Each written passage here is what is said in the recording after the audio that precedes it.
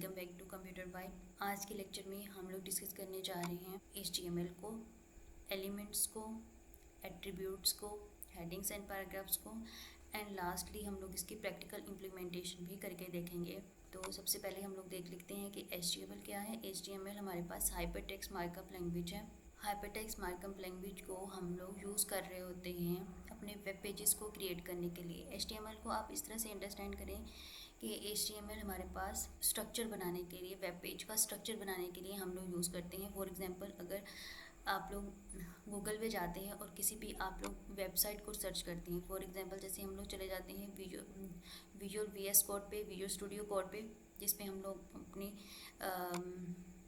HTML को practically perform करके देख रहे होंगे।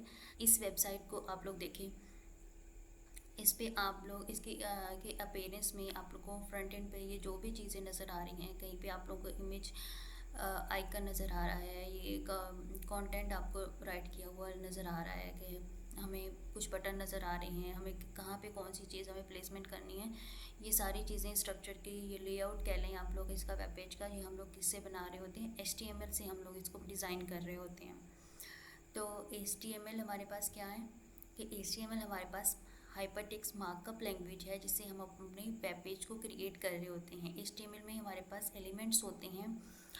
एलिमेंट्स जो है, एलिमेंट्स के थ्रू जो है हमारा डाटा ब्राउज़र में डिस्प्ले होके नज़र आता है हमें। नेक्स्ट हमारे पास हैं HTML एलिमेंट्स।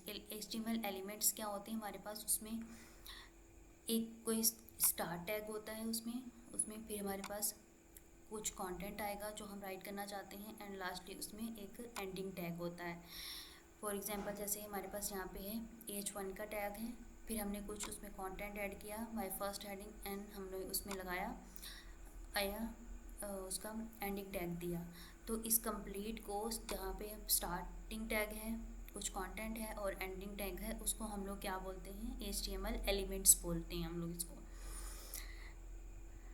नेक्स्ट हमारे पास है एम्प्टी एलिमेंट्स, जो हमारे पास इस एंडिंग टैग नहीं होते जिन एलिमेंट्स के। फॉर एग्जांपल जैसे हमारे पास BR का टैग है, इसमें हमारे पास कोई एंडिंग टैग नहीं है, इसका ब्रेक लाइन के लिए ये हम यूज़ करते हैं, नेक्स्ट लाइन पे लेके जाने के लिए यूज़ कर रहे होते हैं। तो इस तरह के एलिमेंट्स को हम लोग बोलते हैं एम्प्टी एलिमेंट्स। इस तरह के टैग्स को हम लोग एम्प्टी एलिमेंट्स बोलते हैं।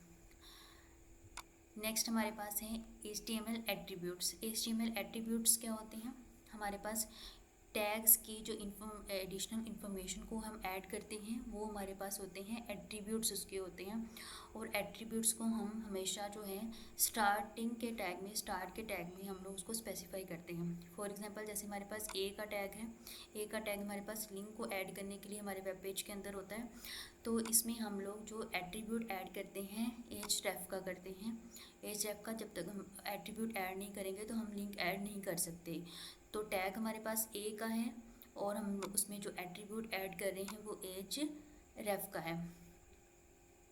नेक्स्ट हमारे पास हेडिंग्स हैं। अगर हमें अपने वेब पेज के अंदर हेडिंग्स को ऐड करना है तो हेडिंग्स को ऐड करने के लिए हमारे पास टैग्स होते हैं, H1 से H6 तक टैग होते हैं। तो हम लोग जो टैग हम जिस पर्पज़ के लिए हम लोग पढ़ रहे होंगे उसी के लिए हम लोग उसको यूज़ करेंगे। जैसे फॉर एग्जांपल H1 में जो भी हम लोग लिखते हैं, उसमें कंटेंट डालते हैं, वो हमारे पास कैपिटल वर्ड्स में, हमें बड़े में, बोल्ड में नज़र आता है। तो इस चीज़ को हम लोगों ने इसके लिए यूज़ नहीं करना कि हम लोग जो कुछ अपना कंटेंट है उसको बोल्ड टेक्स्ट में दिखाएं, जब उसका जो टेक्स्ट साइज़ है उसका बड़ा होना चाहिए। उसके लिए हम स्टाइलिंग अलग से ही करेंगे। जस्ट हम लोग इसके हेडिंग के टैग्स को जब हमने जहाँ हम लोगों ने हेडिंग्स डाली हैं वहीं में हम लोग इसको ऐड कर रहे होंगे। नेक्स्ट हमारे पास पैराग्राफ है। अगर हमें कुछ पैराग्राफ डालना है अपने वेब पेज के अंदर तो उसके लिए हम लोग P का टैग यूज़ कर रहे होते हैं। अभी हम लोग जो HTML का सिंपल से डॉक्यूमेंट को हम लोग अंडरस्टैंड करने की कोशिश करते हैं, जैसे हम HTML का कोड किस तरह से लिखेंगे। सबसे पहले हम HTML के कोड के अंदर हम लोग लिखते हैं डॉक टाइप, ये एंगुलर ब्रैकेट ऐड करते हैं। ये जो ब्रैकेट आप देख रहे हैं इसको बोलते हैं एंगुलर ब्रैकेट बोलते हैं। एक्सक्लेमेशन मार्क लगाएंगे, डॉक टाइप एंड HTML। ये हम क्यों ऐड कर रहे होते हैं, हम अपने ब्राउज़र को बताते हैं कि जिस HTML के वर्जन पे हम लोग काम कर रहे हैं वो वर्जन जो यूज़ करें वो हमारा HTML5 का वर्जन है। नेक्स्ट हमारे पास आता है HTML का टैग। तो HTML का हमारा रूट टैग होता है, ये हमारे पास मेन टैग होता है और उसके अंदर हमारे पास सारे के सारे जो हैं एलिमेंट्स हमारे पास टैग्स आ रहे होते हैं। उसके बाद हमारे पास होता है हेड का टैग, ये होता है container Meta data about data. तो इसके अंदर जो भी हम डाल रहे होते हैं इंफॉर्मेशन, जो भी हम ऐड कर रहे होते हैं वो हमारे वेब पेज का पार्ट नहीं होती, बट वो इम्पोर्टेंट होती है। जैसे फॉर एग्जांपल ये हम लोग टाइटल डालते हैं तो ये हमारे पास ब्राउज़र का जो टाइटल बार होती है वहाँ नज़र आएगा, आपको आपके वेब पेज के अंदर नज़र नहीं आएगा। तो उसके बाद हमारे पास होता है बॉडी का टैग वो होता है हमारे पास जिसमें ने हमारा जो भी उसमें कंटेंट डालेंगे वो हमारा हमें जाके ब्राउज़र में हमारे वेब पेज पे डिस्प्ले होके हमें नज़र आ रहा होगा। नेक्स्ट आप देख रहे होंगे कि एक हमारे पास हेडिंग का टैग लगा हुआ है और ये H1 का टैग है, ये हम हेडिंग के लिए यूज़ करते हैं और P का टैग जो है हम पैराग्राफ के लिए हम लोग यूज़ कर रहे होते हैं। अभी हम लोग चलते हैं और इसकी प्रैक्टिकल इम्प्लीमेंटेशन करके देखते हैं। तो अगर कुछ अभी तक आप लोगों को लेक्चर नहीं समझ में आया, कुछ वर्ड ऐसे लगे होंगे जो न्यू सुन रहे होंगे, अगर वो नहीं भी आपको समझ में आई तो कोई प्रॉब्लम नहीं है। टाइम के साथ जैसे हम प्रैक्टिस करते जाएंगे आप इन वर्ड्स के साथ इसके साथ आप फेमिलियर होते जाएंगे।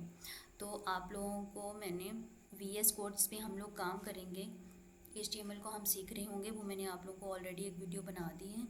अगर आप लोगों ने नहीं किया तो उस वीडियो को मैं डिस्क्रिप्शन में डाल दूँगी, आप लोगों ने वहाँ से देख के किस तरह से डाउनलोड करना है, किस तरह से इंस्टॉल करना है, कैसे आप लोगों ने उसमें फ़ोल्डर बनाना है, फ़ाइल किस तरह से क्रिएट करनी है, वो सब ऑलरेडी मैंने बताया हुआ। आप लोगों ने वो वीडियो देख के आप उसको डाउनलोड एंड इंस्टॉल कर लेंगे। तो ये जब VS कोड आप करेंगे, इंस्टॉल कर लेंगे तो इस तरह से कुछ उसका इंटरफेस आपके पास नज़र आ रहा होगा।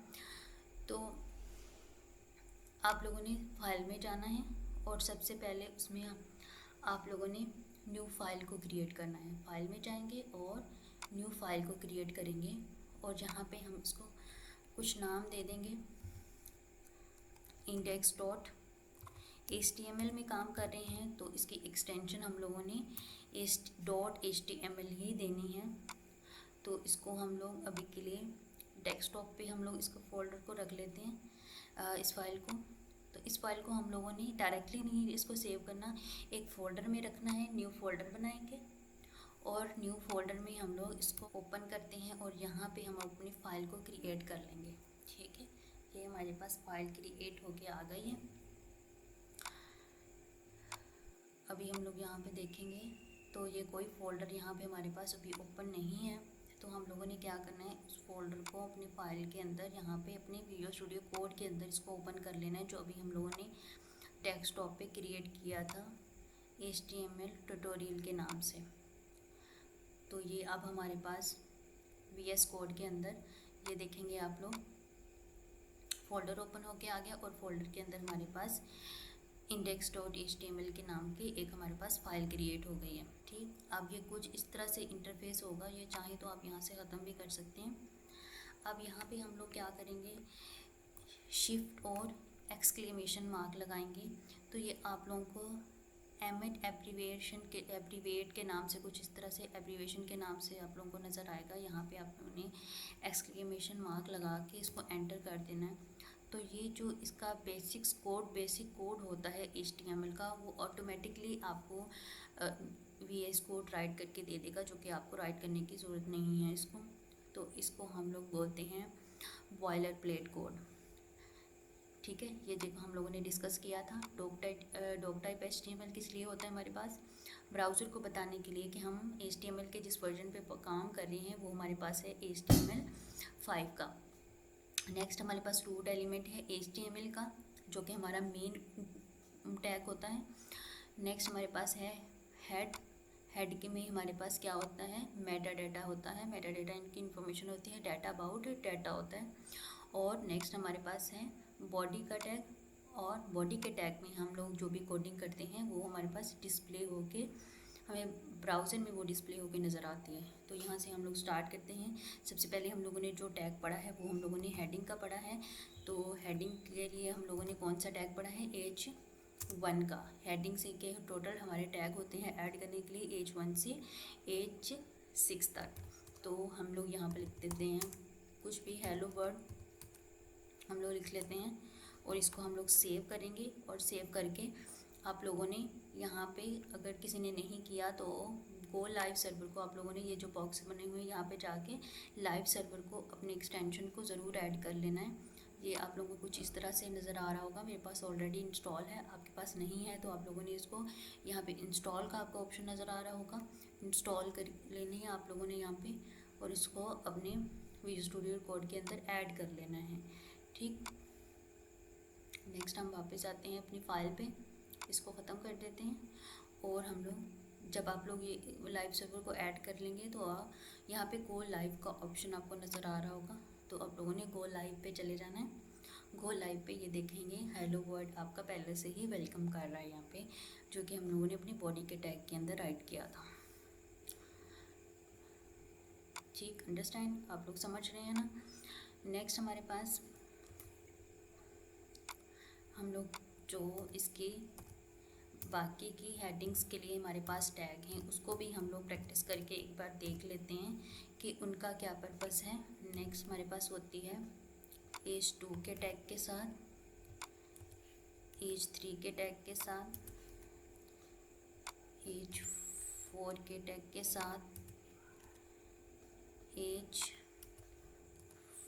5 के टैग के साथ, एज एंड एज 6 के टैग के साथ। इसको हम लोग सेव करेंगे और जाके हम लोग अपने ब्राउज़र में चेक कर सकते हैं। तो देखें एज 1 के टैग में जो भी हम लोगों ने कंटेंट राइट किया है वो हमें सबसे बड़े साइज़ में नज़र आ रहे हैं और जिस तरह से हम लोग आगे बढ़ते जा रहे हैं टैग के साथ तो साइज़ उसका कम होता जा रहा है। तो ये हमारे पास थे हेडिंग के टैग्स। नेक्स्ट हम लोगों ने पढ़ा था पैराग्राफ के लिए टैग। अगर पैराग्राफ हमें ऐड करना है तो हम उसके लिए पी का टैग यूज़ करते हैं। तो हम लोग इसमें राइट कर लेते हैं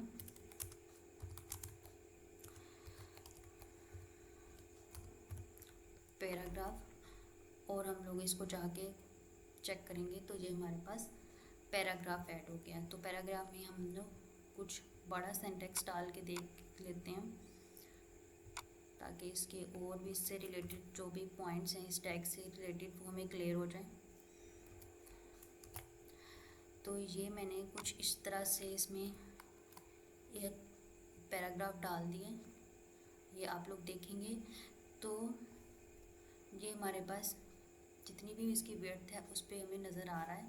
अगर हम मुझे ये देखेंगे ये लिखा हुआ है दिस इज़ पैराग्राफ, आप लोग अगर यहाँ पे नोटिस करें तो मैंने दिस इज़ पैराग्राफ पहली लाइन पे है और विजुअल स्टूडियो कोड से जो मैंने नेक्स्ट जितना भी पैराग्राफ डाला वो नेक्स्ट लाइन में, बट जब मैं इसको वेब पेज में देख रही हूँ तो एक ही लाइन में शो कर रहा है, उसको नेक्स्ट लाइन पे शो नहीं कर रहा है। तो आपको याद है मैंने आप लोगों को ब्रेक लाइन के लिए एक कोड पढ़ाया है BR का कोड जो कि ब्रेक लाइन के लिए होते हैं। अगर उसको हम यहाँ पे यूज़ कर लेंगे तो आपको ये देखें नेक्स्ट लाइन से वो शो कर देगा। अगर आपको यहाँ से फॉर एग्जांपल मैं चाह रही हूँ कि सेवरल शिप के बाद मुझे जो है अब मेरा जो पैराग्राफ है वो नेक्स्ट लाइन से शो हो, तो मैं क्या करूँगी यहाँ पे जाके डॉट के बाद अपना BR का जो टैग है वो मैं उसको लगा दूँगी और सेव करूँगी और देखेंगे यहाँ पे मेरा जो टेक्स्ट है मुझे नेक्स्ट लाइन पे शो होकर नज़र आने लगा है। ठीक, अगर इसी तरह से आप लोग चाह रहे हैं कि जितनी भी स्पेसेस मैंने डाली हैं या डिफरेंट टाइप का कुछ आप लोग पैराग्राफ ऐड करना चाह रहे हैं जिसमें स्पेसेस ज़्यादा हैं, नेक्स्ट लाइन पे ज़्यादा हैं, तो बार बार उसके लिए हम ब्रेक लाइन का टैग यूज़ नहीं कर सकते हैं, नहीं लगा सकते। तो उसके लिए अल्टरनेटिव के तौर पे हमारे पास एक और टैग होता है। मैं आपको बताती हूँ, डिफरेंस समझाने की आपको कोशिश करती हूँ। जैसे मैं इसी को ही लिख लेती हूँ दिस इज़ पैराग्राफ और अभी के लिए पैराग्राफ के टैग में बता देती हूँ ताकि आप लोगों को डिफरेंस सही से समझ में आ जाए। देखें दिस इज़ पैराग्राफ में इसमें कुछ स्पेसेस यहाँ पे ज़्यादा डाल देती हूँ एंड इसको हम लोग कॉपी पेस्ट कर लेते हैं इसी टैग के अंदर ही, पैराग्राफ के टैग के अंदर ही, और इस तरह से इसको सेव करते हैं और देखते हैं हमारे पास क्या आउटपुट आ रही है। ये देखेंगे मैंने हर एक वर्ड के अंदर स्पेसेस ज़्यादा दी थी। इसको नेक्स्ट लाइन पे भी मैंने किया था, बट हमारे पास वेब पेज पे ये हमें बिल्कुल सेम उसी तरह से एक ही लाइन में लिखा नज़र आ रहा है विदाउट एनी स्पेसेस, और नेक्स्ट लाइन पे भी नहीं है। अगर इसका हमें सॉल्यूशन हमें निकालना है तो हम क्या करेंगे, हमारे पास एक टैग होता है प्री का टैग। तो अगर इसी चीज़ को सेम मैं इस प्री टैग के अंदर मैं रखती हूँ और इसको मैं सेव करती हूँ, तो अब अगर आप जाके देखते हैं तो ये देखें जितनी मैंने स्पेसेस डाली थी, ये अगर मैंने उसको नेक्स्ट लाइन पे किया है तो जैसे मैंने लिखा है वैसे ही वो सेम मुझे मिल रहा है। इसी तरह से अगर हमें कुछ लाइन ब्रेक, एक लाइन जैसे BR का टैग हमारे पास नेक्स्ट लाइन पे लेके जाने के लिए, अगर मुझे किसी पैराग्राफ के बाद या किसी भी टैग के बाद मुझे कोई लाइन क्रिएट करनी है, हॉरिजॉन्टल लाइन क्रिएट करनी है, तो मैं वहाँ पे क्या करूँगी, HR का टैग यूज़ करेंगे। फॉर एग्जांपल मैंने यहाँ पे कर लिया, तो आप ये देखेंगे जहाँ पे हेडिंग सेंड हो रही हैं मैंने वहाँ पे लगाया है हॉरिजॉन्टल का टैग, और ये देखें यहाँ पे मेरे पास एक लाइन क्रिएट होकर आ गई है। इसी तरह से सपोज़ मुझे पैराग्राफ के बाद चाहिए, जहाँ पे पैराग्राफ एंड हो रहा है वहाँ पे भी एक लाइन क्रिएट होकर आ जाए, ताकि मुझे सारी चीज़ें सेपरेट ईजीली से मुझे दिखने में मिले, कुछ अच्छा सा भी डिस्प्ले लगे। तो ये एक और लाइन मेरे पास क्रिएट होके आ गई है। आज के लेक्चर के लिए इतना ही। अगर तो आप लोगों को यहाँ तक कुछ भी अगर समझ में नहीं आया, अगर समझ में आया है या आप लोगों को और भी चीज़ों को डिटेल में आपको समझाने की ज़रूरत है, तो आप फ्रीली मुझे कमेंट्स में बता सकते हैं। अगर कुछ नहीं, या फिर और कौन कौन से टॉपिक्स हैं वो मुझे ऐड करने चाहिए जो आप समझना चाहते हैं, वो बता सकते हैं। आज के लेक्चर के लिए इतना ही। आप लोगों ने कमेंट ज़रूर करनी है, लाइक भी करना है, फ्रेंड्स के साथ शेयर भी करेंगे इसको। थैंक यू, अल्लाह हाफिज़।